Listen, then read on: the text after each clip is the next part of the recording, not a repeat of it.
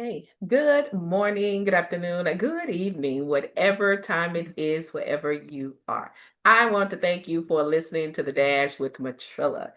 Guys, it is another beautiful Wednesday, and y'all know I'm having a great time, right? And I hope you're having a great time wherever you are, whatever you're doing. And I'm just glad you took the time to stop and listen to the podcast today because I think you're going to be well informed, and I think you'll walk away with something to think about while me and my Torah portion study partner, Rabbi Matthew Abelson, take you into a place where we're just trying to make sure we stay focused on connecting divided groups, cultures, and viewpoints between Jews and Christians by the way of us studying the Word of God. And so here's what I do want to plug in today before I let Rabbi Matt tell us how he's doing. But I want to make sure that we have an understanding for the Christian community that is, what is the Torah question and why should Christians take part in it? So I'm just going to give you the shortest version. So the Jewish people divided the Torah portion,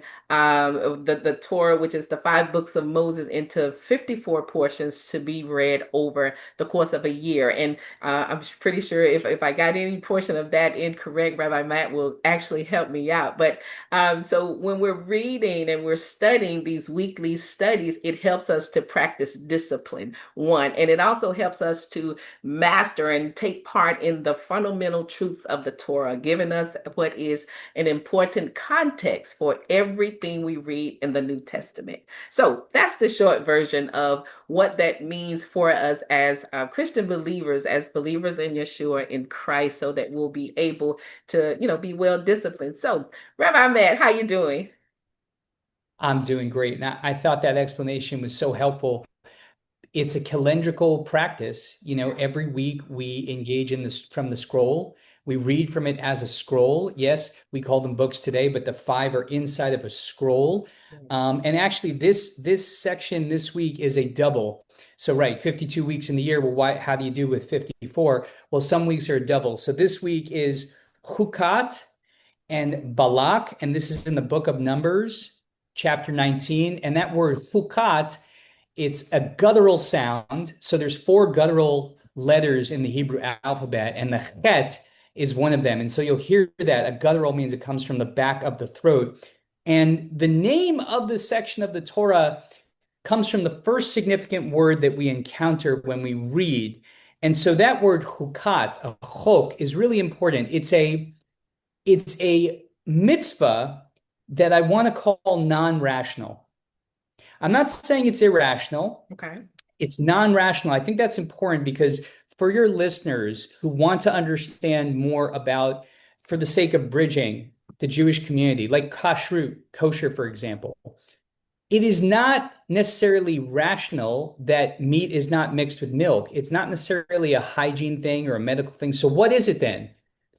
It is not irrational or irrational. It is a non-rational commandment that is meant to help us organize our communal life. And I think that's an important place to start because I know that the way that ritual operates in the Jewish community is something that separates the two communities. And to bridge, we need to have an understanding of it. Today, we're going to read about a ritual around a cow. And so that's why it's important for us to dig in here because people are going to be trying to wrap their minds around this and saying how, what, where, why. And so it was, and we'll dig into it, but I thought it was helpful to begin with that. Thank you. I like the explanation of the kosher part. I remember when I sent you the message, what does it really mean to be kosher? And I love how you explain. It's like, well, you can't actually be kosher. So I love Yes, it. I well, love it. animals are kosher. Yes, We as humans are not, but I loved it in the slang. yeah, People say, "Oh, is it kosher? Is it yes. legit?" And so I accept that, but technically only the animal world, not us. I love it. I love it. So okay, so we're in Numbers 19, and I'll start as usual. So we're talking about the red heifer or the laws of purification. So I'm gonna start here, and it says, "Now the Lord spoke to Moses and Aaron, saying, This is the ordinance of the law which the Lord has commanded, saying, Speak to the children of Israel that they bring you a red heifer without blemish, in which there is no defect, and on which a yoke has never come." Do we want to unpack verse? We want to unpack 1 and 2. Yes, I mean, first off, is Moses and Aaron being addressed together. Yes. And because there's so much in the Torah that seems to be repetitive, when something is out of place, right? We always hear God speaking to Moses. So why is God speaking to Moses and Aaron? It's almost like taking us back to that moment before Pharaoh, because Moses and Aaron went to Pharaoh together, but then there was kind of a separation of responsibilities, and Moses became more the communicator, and Aaron started to take on these roles regarding sacrifice and worship. So they're both being addressed here. And then in the version that you just read, the word is ordinance. And in my version, it's ritual. And that's the word I kind of want to focus on. When we think about things like kashrut Hmm. or things that aren't necessarily rational doesn't mean they're irrational. And that's what I think the word ordinance signifies. Okay, and then I want to jump back to Moses and Aaron on God referencing both of them just to kind of make a point. So when we think about Moses and Aaron, Moses, of course, is as the leader and the prophet, Aaron as the high priest. They both represent something. So we have a representation of both civil and religious leadership in Israel. So when God calls them both, he's talking, in a legal aspect, if I can say it that way, where they both of these people, both of these figures are important, and they're both taking care of the things that he needs them to do when it comes to Israel. So oftentimes when I think about that, I think about them in a civil and a religious aspect. So yeah, I wanted to make sure I put that part in there because we're I'm talking about the grateful for laws that and the framing. rituals. That framing is wonderful. Also, I think it speaks to us as Americans, where we have this notion that there's the realm of the civil Mm-hmm. and there's the Mm-hmm. realm of the ritual. And yeah, Moses is like the head of the Commonwealth, and Aaron is in that official, strictly religious space. Yes, kind of like what we were talking about before we started. So there's this partnership between the two of them, and we have laws and rituals, which those things are still in place. Laws and rituals are still in place. So I love how the word just it doesn't change. So when we get here, Yes, and I think many listeners may, see law and ritual as a Torah OT thing, and mhm, it certainly is, and then think that, say, mercy and grace are strictly an NT thing, Old mhm, Testament, New Testament. But I mhm, think part of what this bridging that we're doing is that both contain both. mhm. Now, the proportion may be different, but both contain both. I like that. That makes a lot of sense. I like that. I like how you put that. So it says, you shall give it to Eleazar the priest, that he may take it outside the camp, and it shall be slaughtered before him. And Eleazar the priest shall take some of its blood with his fingers and sprinkle some of its blood 7 times directly in front of the tabernacle meeting. Want to unpack? Well, this is exactly the kind of thing that I think can be profoundly challenging for people to encounter because they start to ask, well, why 7 times? Mm-hmm. Why toward the front of the tent of meeting? Mm-hmm. And I've tried to think a lot about how to explain this because there is a purpose to it, but it's not like an absolute purpose. Let me go back to the point I was making about non-rational versus rational. Mm-hmm. Rational is thou shalt not murder. Everyone knows that that is wrong. Separating your meat from your milk, well, that can't be rational because, people who don't separate their meat from their milk can still live in the presence of God and be Mm-hmm. healthy. So it has to serve some other function. And I think that's part of what I want us to think about as we look at this. There's something arbitrary Mm-hmm. about 7 times Mm-hmm. or toward the front of the tent of meeting. Mm-hmm. But just because it's arbitrary doesn't mean it's not significant. And of course, we are very uh, detail oriented when it comes to this aspect of our religion, where Mm-hmm. these details matter, and getting them right, so to speak, matters. Okay, so I'll piggyback on that a little bit. So when I'm looking at Eleazar and the blood and putting it on the finger, so like you and I were talking about before we started, the blood is considered sacred, right? So it's sacred because it is a part of the creature or the animal that was killed. So when he's taking that blood and he's putting it on his finger, it is like he's personally involved in the ritual itself, which is the role of the priest in mediating between the covenant of between God and Israel. And when you talk about the seven, so every time I come across seven and I read it in scriptures and I've taken a deep dive into just kind of studying what the number seven actually represents. So if we look at Eleazar and the blood and the whole nine, it's symbolic for completeness or perfection. If we're going to look at it in the sprinkling seven times, complete perfection or purification of the ritual itself. And so correct me if I'm wrong. So the ritual process or the purification process has to be done by the priest and to make everything complete. I guess if I say it that way, or perfect. Yes, and I think that those are two magnificent places to focus on the blood, and Okay. we should go deeper into that and what blood is, Yeah. and also the number seven, 7 days of creation, and yes, completion. And in the Greco-Roman concept, completion is 10, 10, 20, 30, 40, 50, 100. Mm-hmm. Now you've got some of that with the Aserota Dibrot, the 10 utterances or commandments, but seven really is the concept of completion. And a week, we wouldn't have a week if we didn't read the Bible.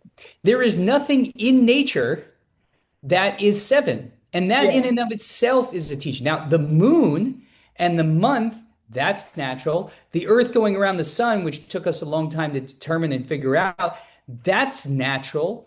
Seven is not natural. So immediately what we're learning is that God is free, humans are free, and maybe that's a way I want to think about freedom and what's arbitrary, because I don't want to lead people to think that freedom is what's arbitrary, Yes. because we believe in obedience. Yes. But Yes. freedom, I think when people see the arbitrary, there's a way that you can connect it to the sense of a free will, God having a free will, us having a free will. Mm-hmm. Mm-hmm. I like that pointing out the free will. And you did mention the front of the tabernacle. That is the worshiping place. That's the center place for worship, as if to consecrate the space of where God is going to meet the people. That's how I always understood it to be, the consecrating of that center point of worship, or where the Israelites gather in the presence of God. So toward the front signifies consecrating the space where God is going to meet the people. And to go back to points that we've talked about together, Mm-hmm. the house of worship, Mm-hmm. a consecrated space. We live in a time where sometimes it is hard to get in the mindset of sacred Yes. space. Yes. And in a way, some clergy want to normalize everything. Well, yeah, this really is like your home. Is that really the direction we want to go? Yeah, we want people to feel comfortable Right. in the house of worship. We don't want them sitting like this and is my necktie. But, Mm-hmm. on the other hand, there has to be a sense that this space, something's going to happen here, and it can happen here in a way it can't happen elsewhere. Yeah, I like that. Yes, consecrated space. Okay, so it says, then the heifer shall be turned in no, no, no. Then the heifer shall be burned in his sight. Its hide, its flesh, its blood, and its offal shall be burned. And the priest shall take cedar wood and hyssop and scarlet and cast them into the midst of the fire, burning the heifer. Do you want to talk about the ashes, or should I go on a little bit? Let's go on. I wish I Okay. had something really profound, but I feel like we can just go on. Okay. Then the priest shall wash his clothes, he shall bathe in water, and afterwards he shall come into the camp. The priest shall be unclean until evening. And the one who burns it shall wash his clothes in water, bathe in water, and shall be unclean until the evening. Then a man who is clean shall gather up the ashes of the heifer and store them outside the camp in a place, in a clean place, and they shall be kept for the congregation of the children of Israel for the water of purification.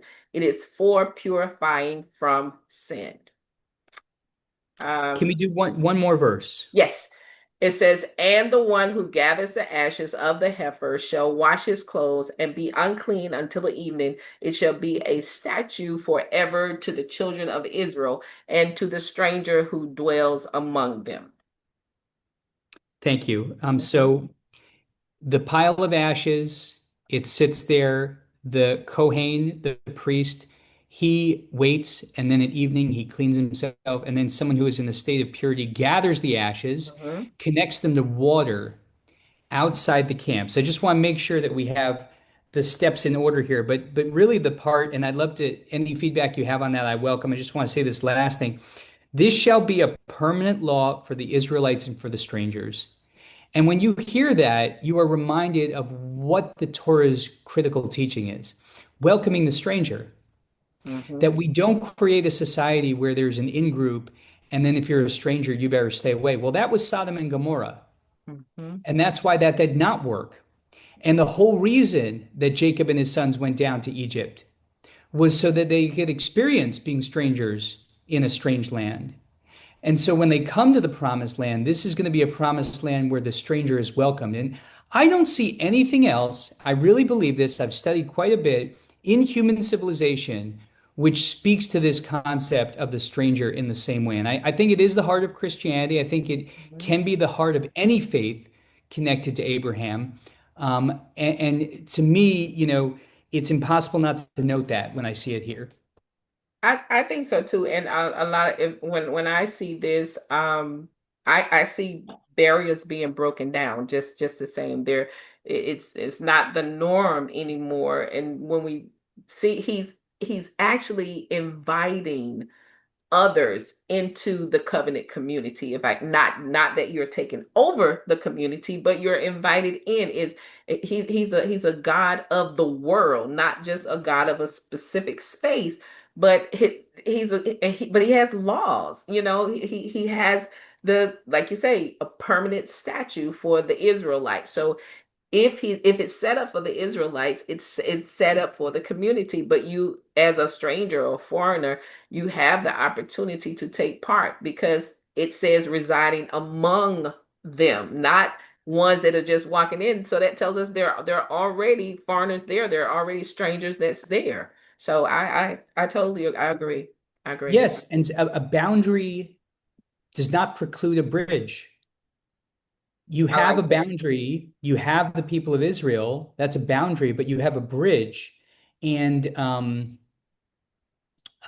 lost my train of thought, but that's the point I wanted to share. I like it. I like it. So let's see. Let me go on here. So it says, he touches the dead. He who touches the dead body of anyone shall be unclean 7 days. He shall purify himself with the water on the third day, and on the seventh day, then he will be clean. But if he does not purify himself on the third day and on the seventh day, he will not be clean. Whoever touches the body of anyone who has died and does not purify himself defiles the temple of the Lord. That person shall be cut off from Israel. He shall be unclean because the water of purification was not sprinkled on him. His uncleanness is still on him. Let's dive into this because when we say unclean, it's impossible to think about it in any other way but hygiene. Yeah. But this is not a teaching of hygiene. I mean, maybe there was a hygienic implication. It's about death. We know that there has been a habit among humans to put themselves in the presence of the dead and necromancy, pray to them, worship them, study them, try to connect with ghosts. Part of what the Torah came to do is to make life the focus. And so the whole thing about unclean has to do with a dead body. We are not meant to dwell in the presence of the dead. We Mm-hmm. bury them, and then because if you dwell too much in the presence of death, you won't affirm life. Right. Right. And then when we look at it, it is a like you say, there's a separation that takes place with this state of ritual impurity, right? So because they can't um be around, they can't do social activities, they're not able to be in the community itself. Even in the book of Leviticus, we see the how important the cleanliness or the purity is. And like you say, it's not just about hygiene.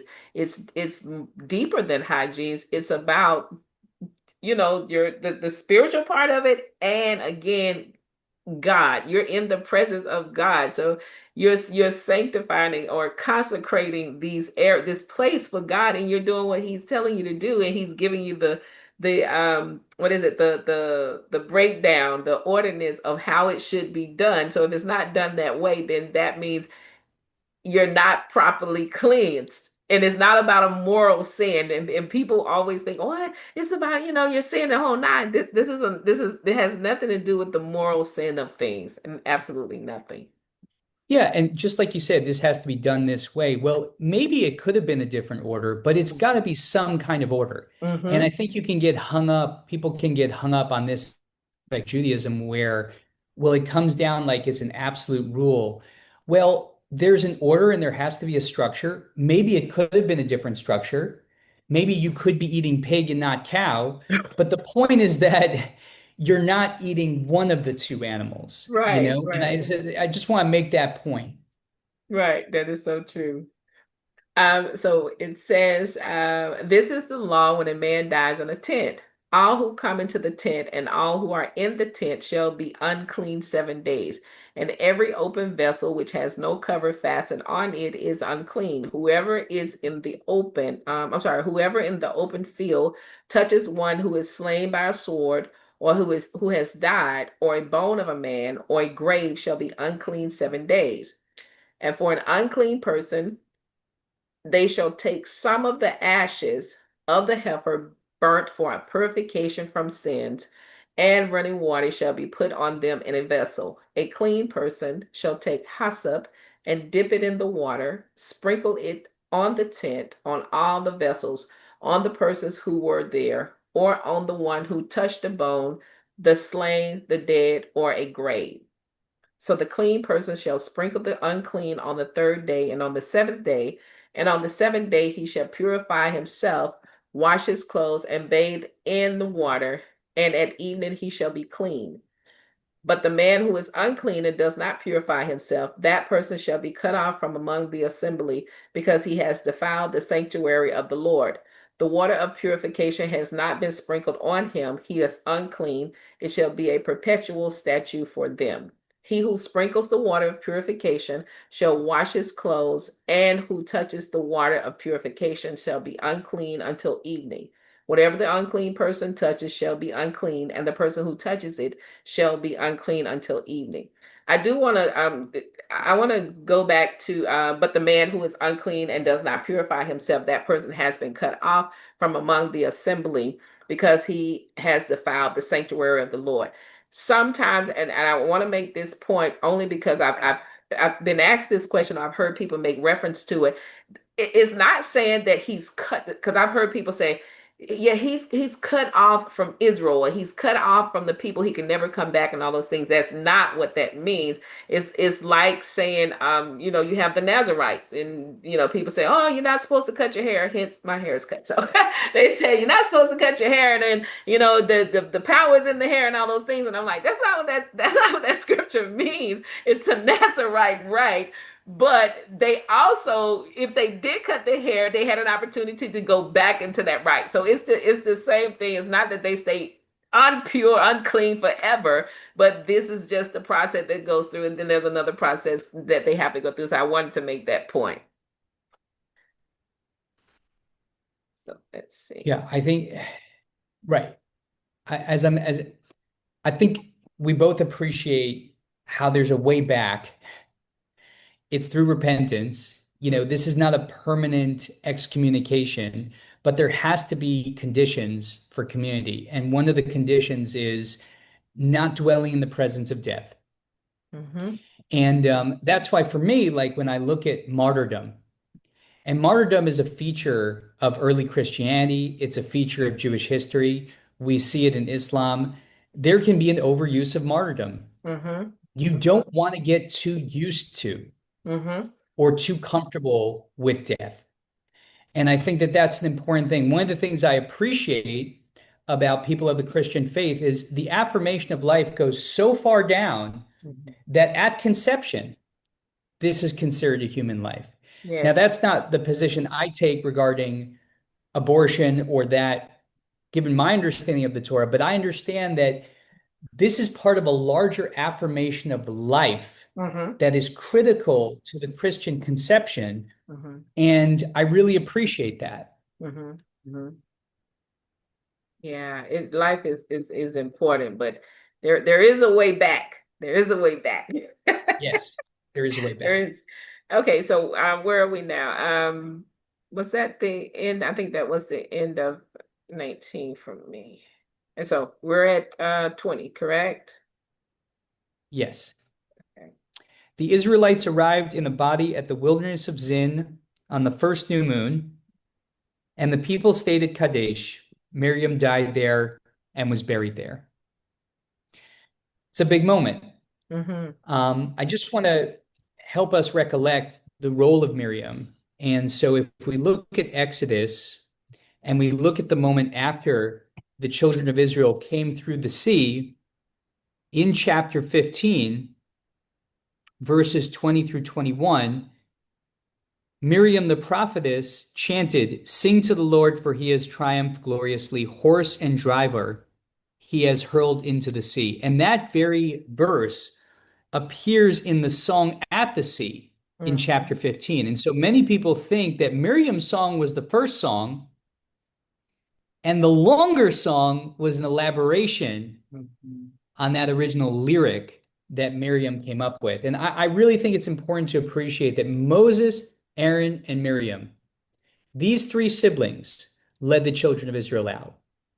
And I like how you always make sure there is a reference to the women, like Rebecca and Leah, and then with Miriam, because a lot of people leave out the fact that Miriam was a part of that leadership of with the children of Israel coming out of Egypt and coming on into the wilderness. She was a part of it, and even when you look at it from um, a Christian standpoint, when we look at the burial of Miriam in Kadesh, it is like the passing of an old generation and the fulfillment of God's judgment. And this is like that none of that generation except, and we talked about this in our previous studies, this is a generation. So she's ushering in. I mean, she's the passing away of the old generation, and then God is fulfilling or ushering in that new generation. So her death kind of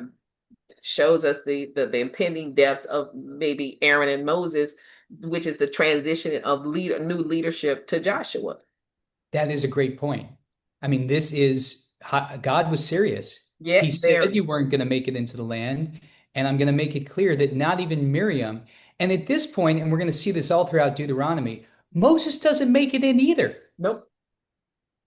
I No. mean, in a way, I just have to say this out loud because if some way the message of the Torah is that being a hero or being a great leader means that you don't fulfill your objective in a sense, Hmm. that's an incredible teaching. And I think it goes against the grain of the whole way we think about what success is, Yes. what achievement is. Yes. Totally agree. The community was without water and they joined against Moses and Aaron. The people quarreled with Moses, saying, "If only we had perished when our brothers perished at the instance of the Lord." Well, they probably mean Korach, Right. right? So this is a rebellion reboot. Yes. Why have you brought the Lord's congregation into this wilderness for us and our beasts to die there? Okay, and now we've heard this before. Why did you make us leave Egypt? Yes. Yes. To Yes. bring us to this wretched place, a place with no grain or figs or vines or pomegranates. At least at this point, they're referencing the seven species Yeah. of the land of Israel. So they kind of know that we're not going to talk bad about the land. That was Mhm. not a good idea. There is not even water to drink. And so Yes. Miriam's death is connected to drought, a Ah. lack of water. And there's a lot of teachings in the rabbinic commentaries about how Miriam kept a well, literally kept a well with her so that the people would always have something to drink. Hmm. Hmm. Okay. Okay. I never heard the drought part.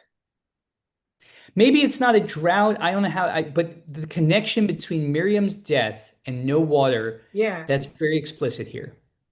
I like that. I like that. I'll make a note of it. I'll kind of dig into that a little bit. Thank you. Okay. Um, you want to keep going or Okay, let me do a couple more. okay. I'll do one more paragraph. Moses and Aaron came away from the congregation to the entrance of the tent of meeting and fell on their faces. The presence of the Lord appeared to them. So they're at the entrance to the tent of meeting. They came to the entrance of the tent of meeting. They came away. Okay. So they're bowing before God, and the Lord spoke to Moses, saying, "You and your brother Aaron take the rod and assemble the community, and before their very eyes order the rock to yield its water. Thus you shall produce water for them from the rock and provide drink for the congregation and their beasts." God is still providing, right? He is He's still in spite of, providing. yes, Still providing. So I can pick up there. please. So Moses took the rod from before the Lord as he commanded him, and Moses and Aaron gathered the assembly together before the rock. And he said to them, "Hear now, you rebels, must we bring water for you out of this rock?" Then Moses lifted his hand and struck the rock twice with his rod, and water came out abundantly, and the congregation and their animals drank.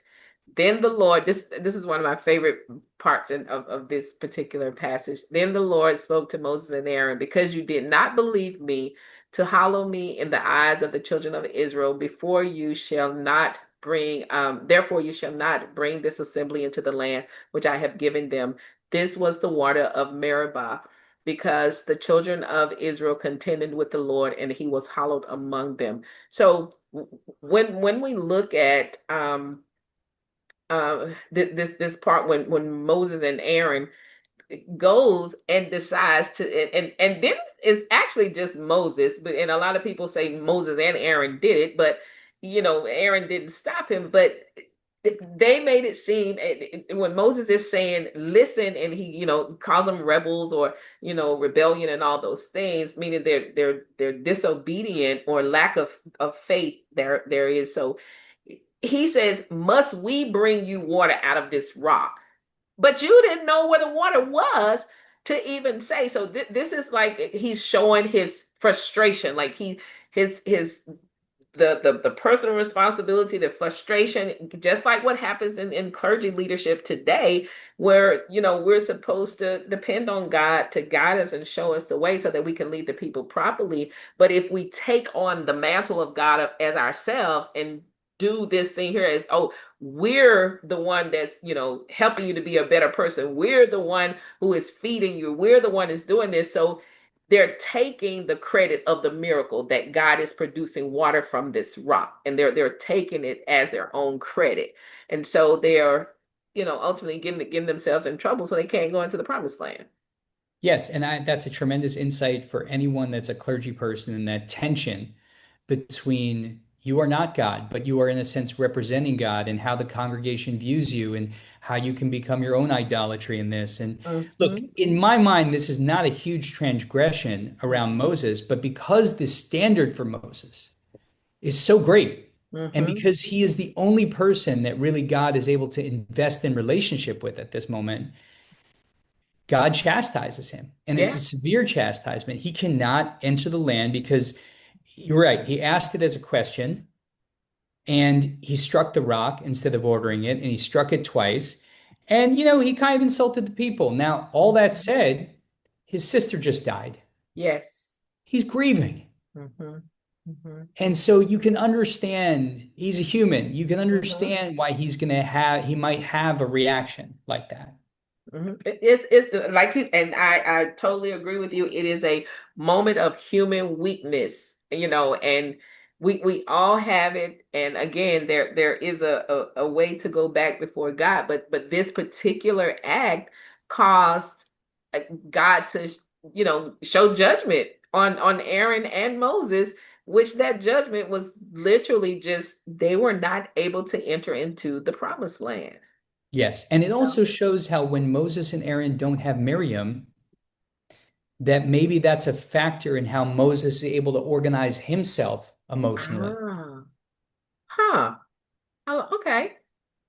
I can see that because part of the leadership is missing. Everybody plays a part when there is a lead. There is I guess a team when we have a team and we start out with a team, everybody has a part to play, like we talked about before when it came with Korah. So I can see how maybe that has some real effect on him with Miriam not being there. Like you say, he's grieving and the whole nine. And I don't think I ever pulled that part out about the grievous part. So thank you for pointing that out.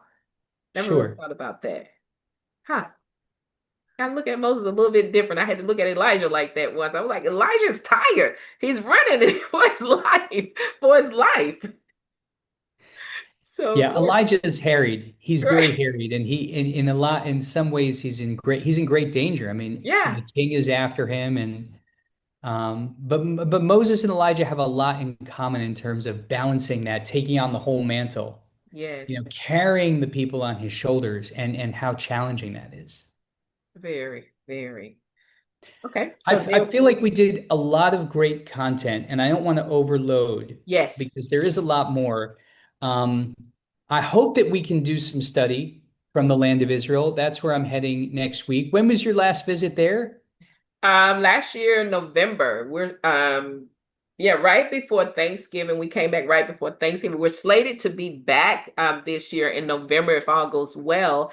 So we're gonna be with Dumisani and them again, and we're gonna do the Martin Luther King is labeled unfinished business because a lot of people don't know that he was getting ready to do a pilgrimage to Israel of I think either 300 or 500 clergy and people from America. He was taken over so that to show the solidarity, and so we're essentially picking up, and this would have been I forget how many years if he had done it. So we're going to pick up from there. We're trying to take 500 clergies there. So it should be fun. I wish I was there with you though. So One day we'll have to be there together. I'm yeah, so happy yeah, that you and Pastor Washington are going to be fulfilling yes, Dr. King's vision. And I've yes, spoken with you about the impact that Dr. King had on my sense of purpose. yes, And he's the closest thing I'm aware of in modern times of a mosaic type leader yes, in so many respects. yes. And I'm gratified to know that you're part of the completion of his vision. Yeah, I was telling Kendrick, I said it would be great if we were in Israel with Rabbi Matt. We can probably see it from a different lens, and study a little bit different. But I'm pretty sure we'll get our chance to do that. We will. I will bring my spouse. I will bring my Cherie, Yes. and I would love to be there with Kendrick, and maybe we'll even have some congregants with us. Yes, yes, I love it. Well, thank you so much. So, hey, the dash with Matrilla, you guys know what I say. Never give up on your life, never give up on your dreams, and never give up on God. And just remember, the victory, it still belongs to Jesus. Goodbye.